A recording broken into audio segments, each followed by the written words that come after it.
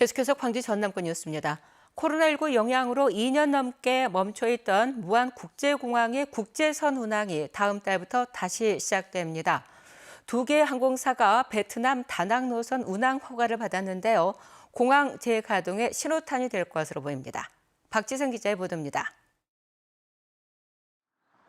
무안국제공항의 국제선 하늘길이 이르면 다음 달부터 열립니다. 2020년 3월 국제선이 끊긴 이후 2년 3개월 만입니다. 무안에서 베트남 다낭으로 가는 노선으로 제주항공과 베트남 벤부항공이 운항 허가를 받았습니다. 제주항공은 주 2회, 벤부항공은 날짜 지정 형식으로 사실상 정기 운항 허가입니다. 제주항공은 탑승 수요 등을 보고 일정을 확정할 예정이라며 최대한 빠르게 운항을 시작하려고 검토하고 있다고 밝혔습니다. 또 베트남의 비에젯 항공도 무안공항 운항을 계획하는 등 취항 편수도 차츰 늘어날 것으로 보입니다. 제로 상태였잖아요. 무안공항도 마찬가지고. 일단은 쏘면은 다 어떻게 됐든 수요는 나오지요. 전남도는 무안공항 국제선 재개를 계기로 정기편에만 지급하던 재정 지원금을 부정기편에도 지원하기로 했습니다. 또 유일하게 주야간 운항이 가능한 지방공항이라는 점 등을 내세워 국내선 유치도 추진합니다. 24시간 오픈된 공항이기 때문에 국내선과 연계해가지고 하면 더 시너지 효과가 있을 겁니다. 현재 여객 청사를 증개축하고 있는 무안공항은 오는 6월부터 활주로 연장 공사를 시작하는 등 국제선 활성화에 대비하고 있습니다.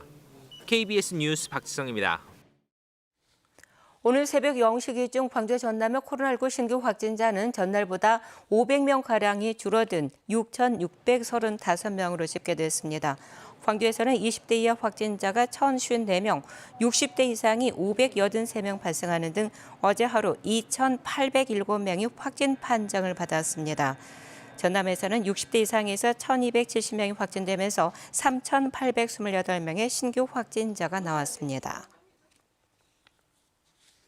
정부의 거리두기 해제와 일상 회복 지침에 따라 광주시가 코로나 전담 병상을 줄이기로 했습니다. 광주시는 이번 주에 코로나 중등증 병상을 649개에서 424개로 줄인 데 이어서 앞으로 4주 동안 단계적으로 줄여나가 다음 달 23일부터는 모든 전담 병상 지정을 해제할 계획입니다. 반면 요양병원 등 취약시설에 대해서는 4차 접종 확대와 선제검사, 기동 전담반 운영 등 의료 지원을 강화하기로 했습니다.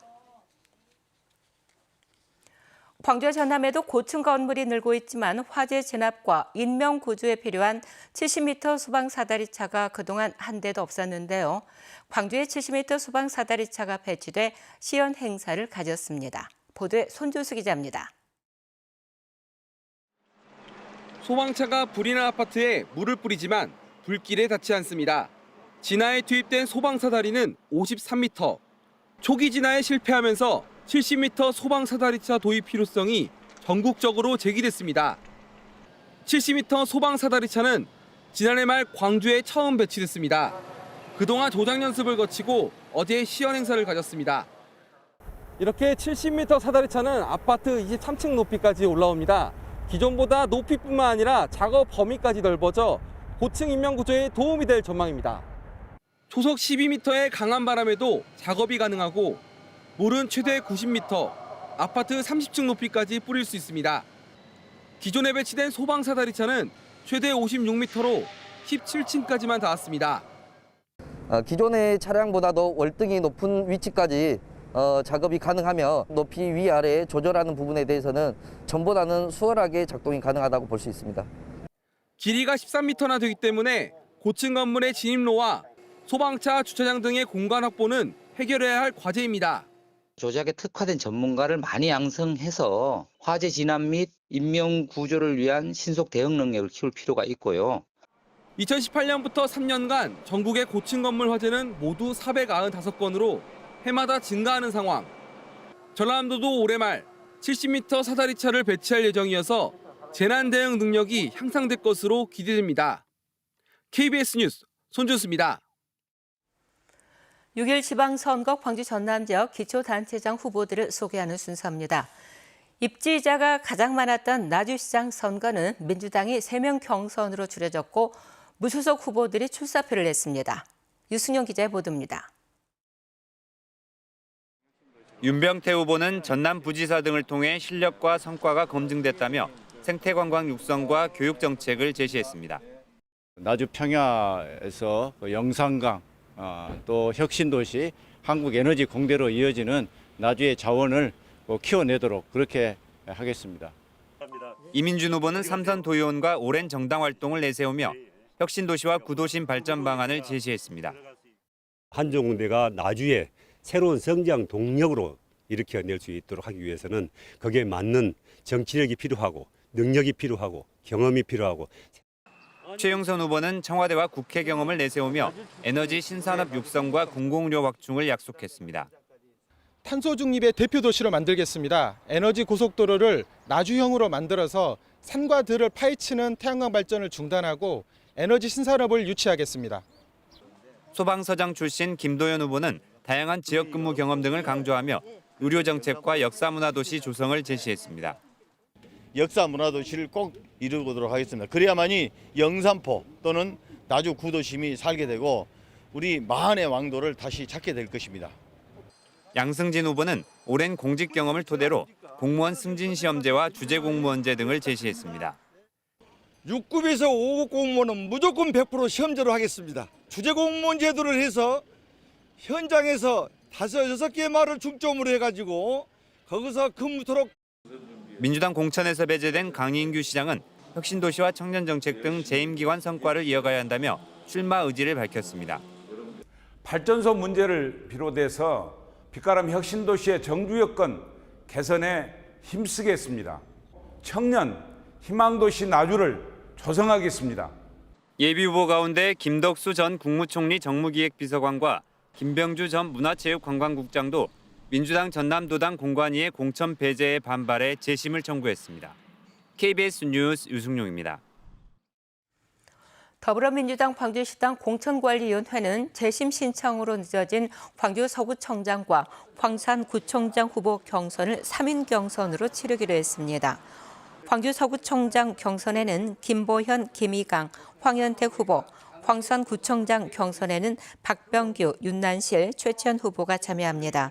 광주시당은 26일과 28일 차례로 서구청장과 광산구청장 경선 후보 TV 토론을 진행합니다.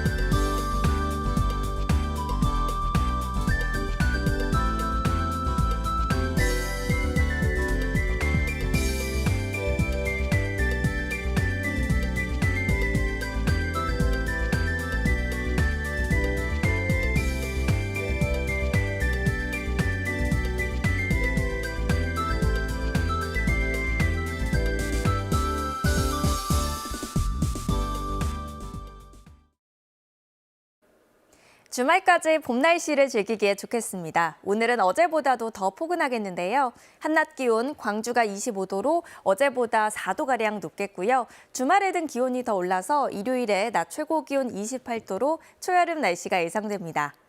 현재 하늘은 대체로 맑게 드러났습니다. 오늘 가끔 구름 많겠고요. 미세먼지 농도 보통 수준으로 공기질 무난하겠습니다. 다만 낮 동안 강한 햇볕에 오존 농도가 높겠습니다. 특히 전남은 나쁨 단계 예상되니까요. 낮 시간대에 무리한 야외 활동은 피하시는 게 좋겠습니다. 지역별로 기온 자세하게 살펴보겠습니다. 현재 기온 어제와 비슷하거나 조금 더 낮게 시작하고 있고요. 낮 최고 기온은 담양과 화순 26도 등 어제보다 2에서 11도가량 높겠습니다. 구례의 낮 최고 기온 27도로 어제보다 11도 높겠고요. 순천과 광양 25도까지 오르겠습니다. 목포와 무안의 낮 최고 기온 21도, 강진과 장흥 24도로 따뜻하겠습니다. 신안을 비롯한 도서 지역은 19도에서 21도가 예상됩니다. 서해상은 오늘 밤부터 안개가 짙어지겠고요. 물결은 먼 바다에서 최고 2.5m로 다소 높겠습니다. 주말에 맑고 포근한 날씨 보이다가 월요일 오후부터 비 예보 나와 있습니다. 날씨였습니다.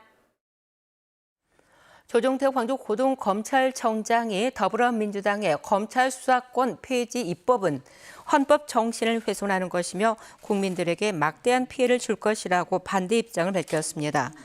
조정태 고검장은 어제 기자간담회를 열고 이번 입법은 검찰이 담당해오던 중요 범죄 대응을 불가능하게 만들어 범죄자들이 판치게 될 것이라며 형사사법 체계를 편법과 졸속으로 단기간에 바꾸려는 것은 절차적 정당성이 없다고 반박했습니다.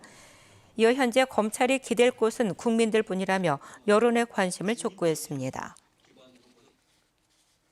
광양보건대 교수협의회와 전국교수노조 광양보건대 지회가 최근 법원에 법인 파산 신청서를 제출했습니다. 교수협의회 등은 어제 보도자료를 내고 대학 설립자의 400억 원대 횡령으로 교육부 감사를 받은 이후 행재정적 제재 속에 올해 신입생이 33명에 그치는 등 운영비조차 감당하기 어려운 상황이어서 파산 신청에 이르렀다고 설명했습니다. 또 현재 대학이 자본 잠식 상태로 체불금과 지연이자 합계 금액만 108억 원이 넘어 학생들이 학습권 보장을 받지 못하고 있다며 법인에 대한 파산과 대학 폐교를 촉구했습니다. 광주 비엔날레 재단은 지난 20일 이탈리아 베네치아에서 열린 홍보 설명회에서 내년에 열리는 광주 비엔날레 주제를 물처럼 부드럽고 여리게로 발표했습니다. 물처럼 부드럽고 여리게는 세상에서 물이 가장 유약하지만 공력이 아무리 굳세고 강한 것이라도 그것을 이겨내지 못한다는 의미의 도덕경 78장 유약어수에서 차용했습니다. 겨울철 꿀벌 실종 피해를 본 양봉 농가에 광주시가 긴급 예산을 마련해 지원합니다. 광주시는 지난달 실태 조사 결과 등록 농가의 80%인 110여 농가에서 21억 원의 손해를 입은 것으로 파악되었다며 꿀벌 구입과 사료 자금 등으로 예산 10억 원을 투입한다고 밝혔습니다. 광주시는 벌 입식비와 응애류 예방 약품비, 소독약과 사육 기자재 등 구입 비용 5억 원도 지원했습니다. 월동 꿀벌 실종은 이상 기후와 꿀벌 응애류 등 복합적인 원인으로 전국에 걸쳐 발생했고 남부 지역의 피해가 가장 큰 것으로 파악됐습니다.